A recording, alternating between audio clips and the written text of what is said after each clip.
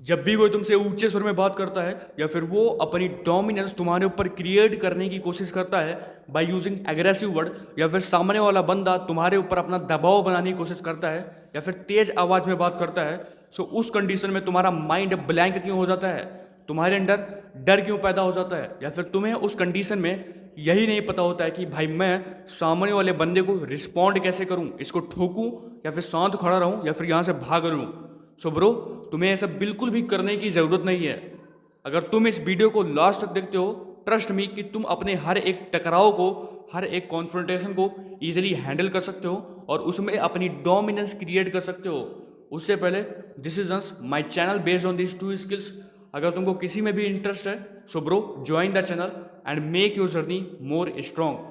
सो हम बात कर रहे थे कि जब भी कोई आपसे एग्रेसिव वे में बात करता है या फिर तेज आवाज में बात करता है, सो तुम्हें उस कंडीशन में करना क्या है, कैसे रिस्पॉन्ड करना है, कैसे उस सिचुएशन को हैंडल करना है।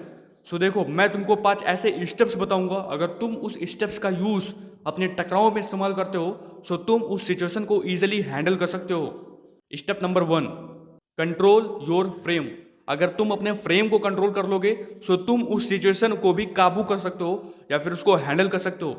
मेरे फ्रेम का कहने का मतलब ये है कि जब भी आपका टकराव किसी से होता है, सो उस कंडीशन में तुम्हारी हार्ट बीट आसमान छू चुकी होती है और तुम्हारा ब्लड प्रेशर बढ़ चुका होता है।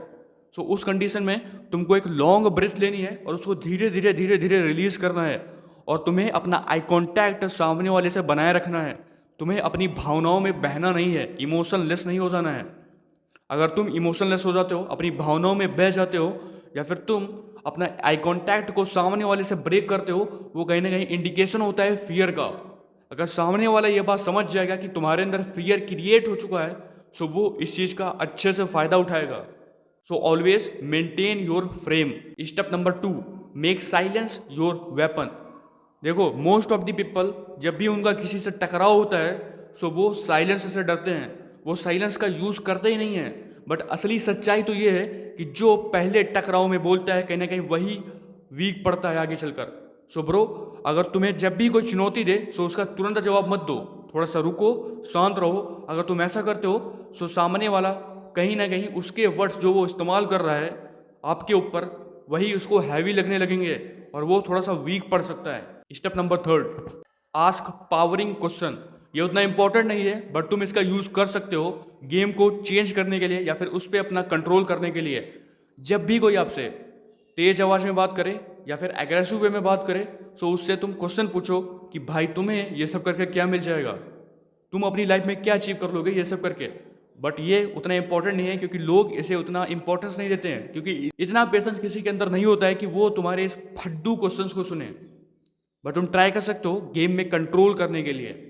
Step number 4, unshakeable body language, most important. अगर तुम इस पर काम करते हो, you can easily handle the टकराव और कॉन्फ्रंटेशन।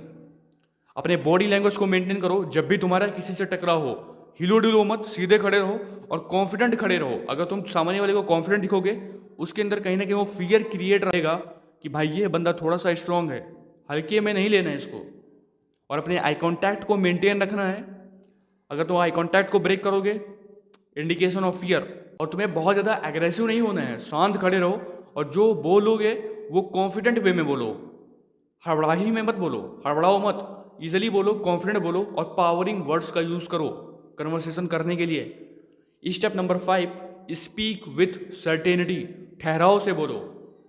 देखो, always remember, strong people always silence. जब भी स्ट्रॉन्ग पीपल्स का किसी से टकराव होता है, वो ऑपरेटर की बात का तुरंत जवाब नहीं देते हैं, वो शांत खड़े रहते हैं और बात को ऑब्जर्व करते हैं। ऑब्जर्व करने के बाद वो कॉन्फिडेंट वे में बात करते हैं और पावरफुल वर्ड्स का यूज़ करते हैं ताकि वो अपनी डोमिनेंस सामने वाले पर्सन के या फिर ऑपरेसर के सामने क्रिएट कर सके, या फिर उसको ये दिखला सकें कि भाई मुझे हल्के में मत ले, मैं भी एक स्ट्रॉन्ग पर्सन हूँ। सो ब्रो, तुम भी ऐसा कर सकते हो कि जब भी तुम्हारा किसी से टकराव हो, सो उस कंडीशन में तुम्हें कॉन्फिडेंट खड़े रहना है और जो भी बोलना है कॉन्फिडेंट के साथ बोलना है और पावरफुल वर्ड का यूज़ करना है ताकि तुम अपनी डोमिनेंस सामने वाले पर्सन के सामने क्रिएट कर सको।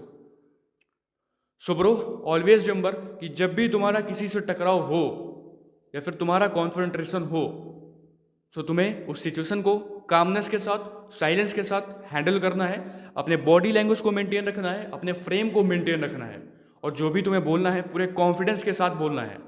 आई कांटेक्ट को ब्रेक नहीं करना है। अगर ये सब सारी चीज़ें तुम फॉलो करते हो किसी टकराव में, कॉन्फ्रंटेशन में, तो तुम कुछ हद तक, नहीं बहुत ज़्यादा हद तक, उस सिचुएशन को हैंडल कर सकते हो और अपनी डोमिनेंस क्रिएट कर सकते हो।